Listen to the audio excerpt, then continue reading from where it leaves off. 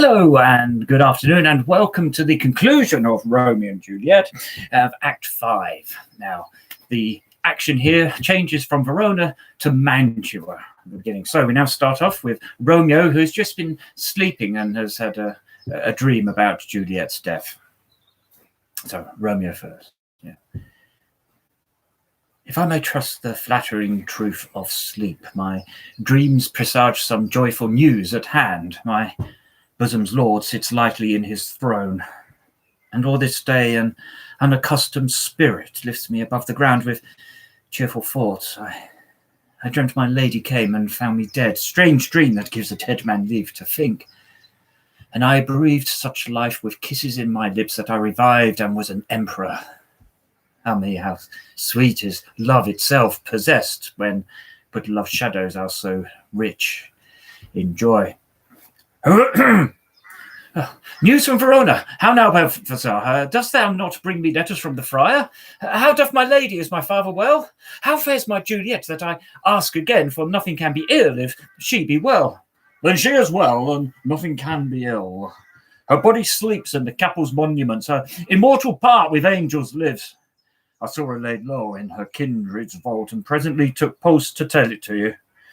Oh, pardon me for bringing such ill news. You did leave it for my office, sir. Is it even so?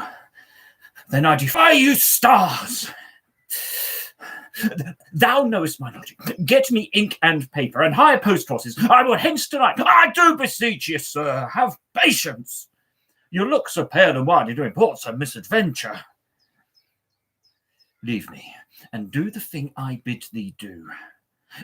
Hast thou no letters to me from the friar? No, my good lord. No matter. Get thee gone, and hire these horses. I'll be with thee straight. Balthazar exits. Well, Juliet, I will lie with thee tonight.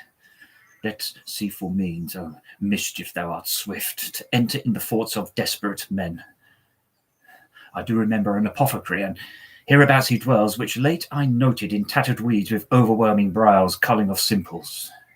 Meagre were his looks, sharp misery had worn him to the bones, and in his needy shop a tortoise hang, an alligator stuffed, and other skins of ill-shaped fishes, and about his shelves a beggarly account of empty boxes, green earthen pots, bladders, musty seeds, remnants of packthread, and old cakes of roses were finely scattered to make up a show.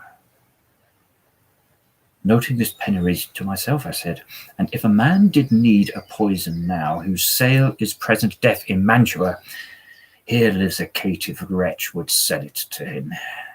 Oh, this same thought did my forerun my need, and this same needy man must sell it to me. As I remember, this should be the house. Being holiday, the beggar's shop is shut. What ho! Apothecary! Who calls so loud? Come hither, man, I see that thou art poor. Hold, there is 40 ducats. Let me have a dram of poison, such soon speed in gear as will disperse itself through all the veins, that the life weary taketh me for dead, and that the trunk may be discharged of breath, as violently as hasty powder fired doth hurry from the fatal cannon's womb. Such mortal drugs I have, but Mantua's law is deaf to any he that utters them. Art thou so barren, full of wretchedness, and fearest to die? Famine is in thy cheeks, need and oppression starveth in thy eyes. Contempt and beggary hangs upon thy back. The world is not thy friend, nor the world's law. The world affords no law to make thee rich. Then be not poor, but break it, and take this. Gives him the money. My poverty, but not my will, consents.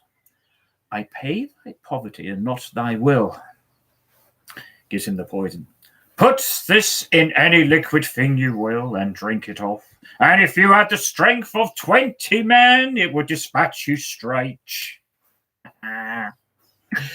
There is thy gold, worst poison to men's souls, doing more murder in this loathsome world than these poor compounds that thou mayest not sell. I sell thee poison, thou hast sold me none. Farewell, buy food and get thyself in flesh. Come, cordial, and not poisoned, go with me to Juliet's grave, for there I must use thee. We now come to Act 5, Scene 2, back in Verona, to the church where Friar Lawrence is meeting there with Friar John. And Friar John now. Holy Franciscan Friar, brother ho! This same should be the voice of Friar John. Welcome from Mantua. What says Romeo of his minds be writ? Give me his letter. Going to find a barefoot brother out, one of our order to associate me, here in this city visiting the sick, and finding him the searchers of the town, suspecting that we both were in a house where the infectious pestilence did reign, sealed up the doors and would not let us forth, so that my speed to Mantua there was stayed. Who bare my letter then to Romeo? I could not send it. Here it is again. Nor get a message to bring it thee, nor so fearful were they of infection. Unhappy fortune, by my brotherhood, this letter was not nice, but full of charge of dear import, and the neglecting it may do much danger. Friar John, go hence, get me an iron crow, and bring it straight unto my cell. Brother, I'll go and bring it thee. Now I must to the monument alone. Within 3 hours will fair Juliet awake. She will beshrew me much that Romeo have had no notice of these accidents. But I will write again to Mantua, and keep her at my cell till Romeo come. Poor living corse, closed in a dead man's tomb. Oh, so it's kind of like a little bit contemporary there. The plague stopping Friar John from getting the message through. Now we come to Act 5, Scene 3, and the Capulet's tomb, later that night. And we have Paris and his page with flowers and a torch. Juliet is in the tomb. Paris. Give me thy torch, boy, hence, and stand aloof. Yet put it out, for I would not be seen. Under yonder yew trees lay thee all along, holding thy ear close to the hollow ground, so shall no foot upon the churchyard tread. Being loose, uniform with digging up graves. But thou shalt hear it. Whistle then to me as signal that thou hast heard something approach. Give me those flowers, do as I bid thee. Go.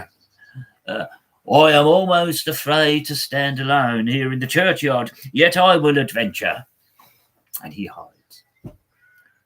Sweet flower, with flowers thy bridal bed I strew. Oh, woe! The canopy is dust and stones, which with sweet water nightly I will dew. Or wanting that, with tears distilled by moans. The obsequies that I for thee will keep nightly shall be to strew thy grave and weep. The boy gives warning something doth approach. What cursed foot wanders this way tonight to cross my obsequies and true love's right? What? With a torch? Muffle thee, knight, a while. And he hides. In comes Romeo with Balthazar, with a torch, a pick, and the crowbar. Give me the mattock and the wrenching iron. Oh, take this letter. Early in the morning, see thou deliver it to my lord and father. Give me the lighter. Upon my life I charge thee. Whatever thou hearest or seest, stand all aloof, and do not interrupt me in my course. Why I descend into this bed of death is partly to behold my lady's face, but chiefly to take thence from her dead finger a precious ring, a ring that I must use in dear employment. Therefore hence, begone. But if thou, jealous, dost return to pry in what I further shall intend to do, by heaven I will tear thee joint by joint, and strew this hungry churchyard with thy limbs. The time and my intents are savage wild, more fierce and more inexorable far than empty tigers of the roaring sea. I will be gone, sir, and not trouble ye. So shalt thou show me friendship. Take thou that. And farewell, good fellow. For all this is aside. For all the same, I'll hide me hereabout. His looks I fear, and his intents I doubt. And then he hides. Then Romeo starts forcing open the tomb. Oh, thou detestable Moor, thou womb of death, gorged with the dearest morsel of the earth, thus I enforce thy rotten jaws to open, and in despite I cram thee with more food. In comes Paris. This is that banished, haughty Montague that murdered my love's cousin, with which grief is supposed the fair creature died, and here is come to do some villainous shame to the dead bodies. I will apprehend him. Stop thy unhallowed toil, vile Montague. Can vengeance be pursued further than death? Condemned villain, I do apprehend thee. Obey and go with me, for thou must die. I must indeed, and therefore came I hither. Good, gentle youth, tempt not a desperate man. Fly hence and leave me. Think upon these gone.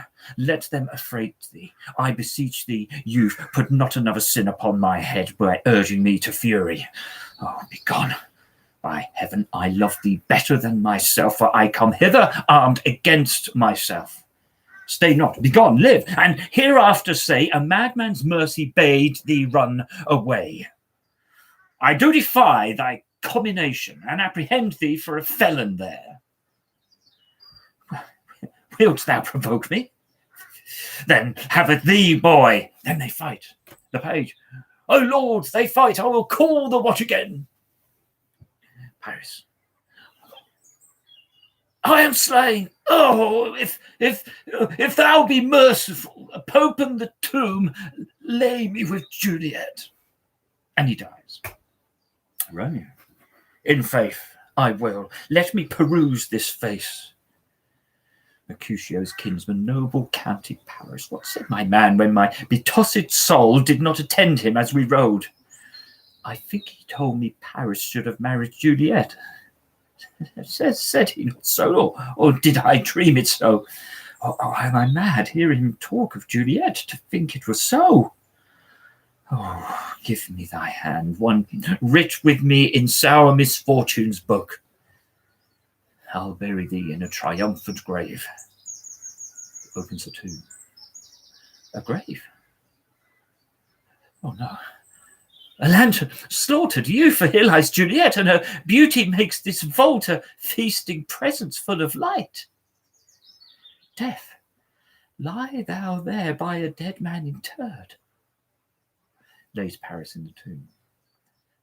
How oft, when men are at the point of death, have they been merry, which their keepers call a lightning before death? Oh, how may I call this a lightning? Oh, my love, my wife, death, that have sucked the honey of thy breath, have had no power yet upon thy beauty.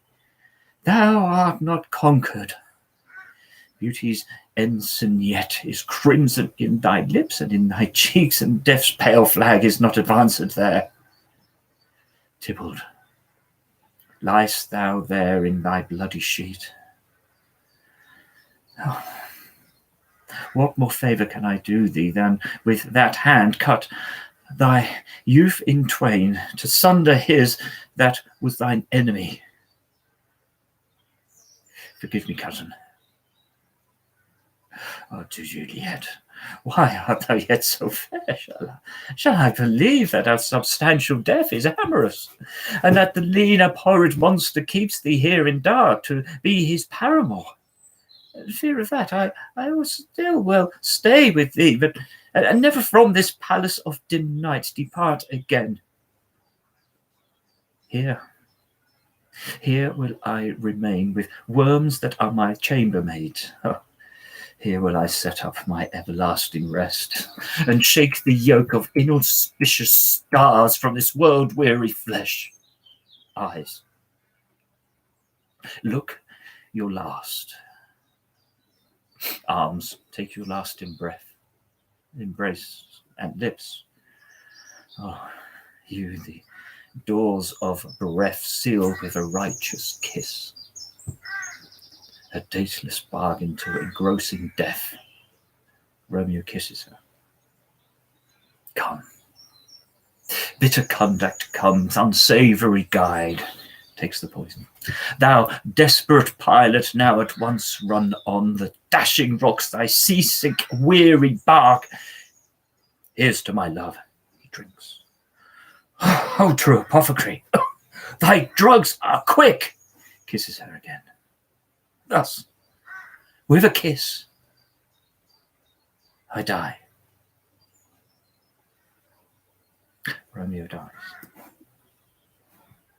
In comes Friar John, with a lantern, a crowbar, and a spade. St. Francis be my speed. Oh, oft tonight have my old feet stumbled at graves. Who's there? There's one, a friend, and one that knows you well. List be upon you, tell me, my friend, what torch is yon's that vainly lends his light to grubs and eyeless skulls? As I discern it, burneth in the capel's monument. It doth so early, sir, and there's my master, one that you love. Who is it? Romeo. How long have you been there? Full half an hour. Go with me to the vault. I dare not, sir, my master knows not, but I am gone hence, and fearfully did menace me with death if I did stay to look on his intents. Stay then, I'll go alone. Fear comes upon me, oh much I fear some ill unthrifty thing. As I did sleep under this yew tree here, I dreamt my master in another fort, and that my master slew him. Romeo! Alack! Alack! What blood is this, which stains the stony entrance of this sepulchre? What means these marvellous and gory swords to lie discoloured by this place of peace? Romeo, oh, who else but Paris too? Oh, I'm steeped in blood. Oh, what an unkind hour is guilty of this lamentable chance. Juliet awakes. The lady stirs. Oh, comfortable friar, where is my lord? I do remember well where I should be, and there I am. Where is my Romeo? Oh, I hear some noise. Lady, come from that nest of death, contagion, and unnatural sleep. A greater power than we can contradict hath thwarted our intents. Come away! Husband in thy bosom there lies dead. Oh, Paris too! Oh, come, I'll dispose of thee amongst the sisterhood of holy nuns. Stay not to question, for the watch is coming. Oh, come, go, good Juliet, I dare no longer stay. Go, get thee hence, for I will not away. The friar exits. What's here? A cup closed in my true love's hand? Poison, I see, have been his timeless end. Oh, child, drunk all and left no friendly drop to help me after. I will kiss thy lips. Haply some poison yet doth hang on them to make me die with a restorative. Kisses him. Thy lips are warm. First guard. Lead, boy, which way? Yea, noise. Then I'll be brief. Finds Romeo's dagger. Oh, happy dagger, this is thy sheath. Oi, there rust, and let me die. She dies. The page enters with the guard. This is the place, there where the torch doth burn. The ground is bloody. Search about the churchyard. Go, some of you, whoever you find attached. Pitiful sight. Here lies the county slain, and Juliet bleeding, warm and newly dead. Who here hath lain these 2 days buried? Go, tell the prince, run to the capitals, raise up the Montagues, some other search.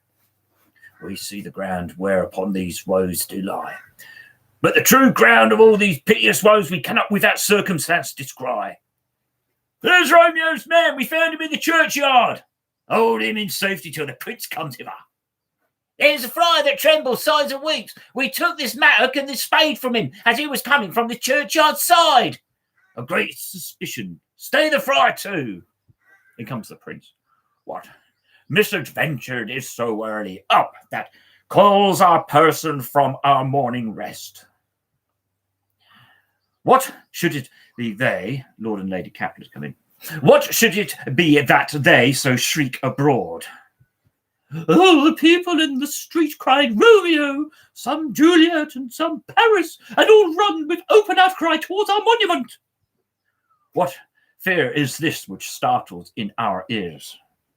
Sovereign, here lies the county Paris slain, and Romeo dead, and Juliet dead before, warm and new killed. Search, seek, and know how this foul murder comes. Here is a friar and slaughtered Romeo's man with instruments upon them, fit to open these dead men's tombs. Oh, heavens, oh, wife, look how our daughter bleeds. This dagger have mistaken for Lois' house. Is empty on the back of Montague, and it mischieved in my daughter's bosom. Oh me, the sight of death is as a bell that warns my old age to a sepulchre. Montague and others enter. Come, Montague, for thou art early up to see thy son and heir, now early down. Alas, my liege, my wife is dead tonight. Grief of my son's exile have stopped her breath. What further woe conspires against mine age? Look, and thou shalt see. O thou untaught, what manner is in this to press before thy father to a grave? Seal up the mouth of outrage for a while, till we can clear these ambiguities, and know their spring, their head, their true descent, and then will I be general of your woes and lead you even to death. Meantime, forbear, and let mischance to slave to patience. Bring forth the parties of suspicion. I am the greatest, able to do the least, yet most suspected, as the time and place doth make against me of this direful murder. And here I stand, both to impeach and purge myself condemned and myself excused. Then say at once what thou dost know in this. I will be brief. Now, just a little note here. He will not be brief. I will be brief, for my short date of breath is not so long as is a tedious tale. Romeo, there dead, was husband to that Juliet, and she, there dead, that's Romeo's faithful wife. I married them, and their stolen marriage day was Tybalt's doomsday, whose untimely death banished the new-made bridegroom from the city, for whom, and not for Tybalt, Juliet pined. You, to remove that siege of grief from her, betrothed and would have married her perforce to County Paris. Then comes she to me, and with wild looks bid me devise some mean to read her from this second marriage. Or in my cell there would she kill herself. Then I gave her, so tutored by my art, a sleeping potion, which so took effect as I intended, for it wrought on her the form of death. Meanwhile, I writ to Romeo that he should hither come as this dire night to help to take her from her borrowed grave, being the time the potion's force shall cease. But he which bore my letter, Friar John, was stayed by accident, and yesternight returned my letter back. Then all alone at the prefixed hour of her waking came I to take her from her kindred's vault, meaning to keep her closely at my cell till I conveniently would send to Romeo. But when I came, some minute ere the time of her awaking, here untimely lay the noble Paris and true Romeo dead. She wakes, and I entreated her come forth to and bear this work of heaven with patience, but then a noise did scare me from the tomb, and she, too desperate, would not go with me, but, as it seems, did violence on herself. All this I know, and to the marriage her nurse is privy, and if out in this miscarried by my fault, let my old life be sacrificed some hour before his time, under the rigour of severest law. We still have known thee for a holy man. Where's Romeo's man? What can he say to this? I brought my master's news of Juliet's death, and then in post he came from Mantua to this same place, to this same monument. This letter he early bid me give his father, and fretted me with death. Going in the vault, I departed not, and left him there.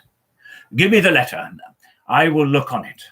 Where is the county's page that raised the watch? Sirrah, what made your master in this place? He came with flowers to strew his lady's grave, and bid me stand aloof, and so I did. Anon comes one with light to ope the tomb, and by my master drew on him, and then I ran away to call the watch. Prince then reads the letter. This letter doth make good the friar's words, their course of love, the tidings of her death. And here he writes that he did buy a poison of a poor apothecary, and here withal came to this vault to die and lie with Juliet. Where be these enemies? Capulet, Montague, see what a scourge laid upon your hate, that heaven find means to kill your joys with love. And I, for winking at your discords too, have lost a brace of kinsmen. All are punished. O brother Montague, give me thy hand. This is my daughter's jointer, for no more can I demand. But I can give thee more, for I will raise her statue in pure gold, that while Verona by that name is known, there shall be no figure at such rate be set as that of true and faithful Juliet. As rich shall Romeo's by his ladies lie, poor sacrifices of our enmity. A glooming peace this morning with it brings. The sun for sorrow will not show his head. Go hence to have more talk of these sad things. Some shall be pardoned, and some punished. For never was a story of more woe than this of Juliet and her Romeo. And here endeth now Romeo and Juliet. Wonderful trade. 2 hours passage of my play? I think not. This has actually been a wonderful exercise for myself, and I hope you've enjoyed it. It doesn't matter how many sort of performances of Romeo and Juliet you do, you never do the entire play, because it's like 3.5 hours. So it's actually really good to do those particular scenes which never seem to get chosen to be performed in front of the audience. So yeah, I've really enjoyed that.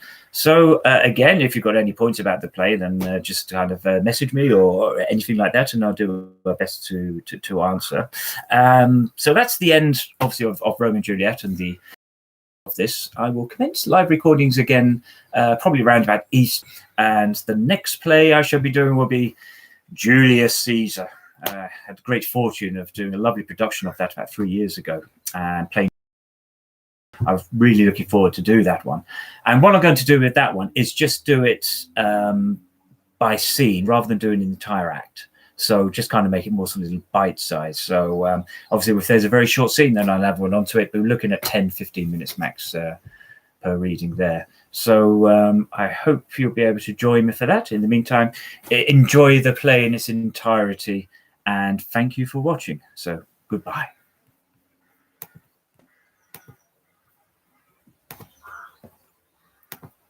And he's gone.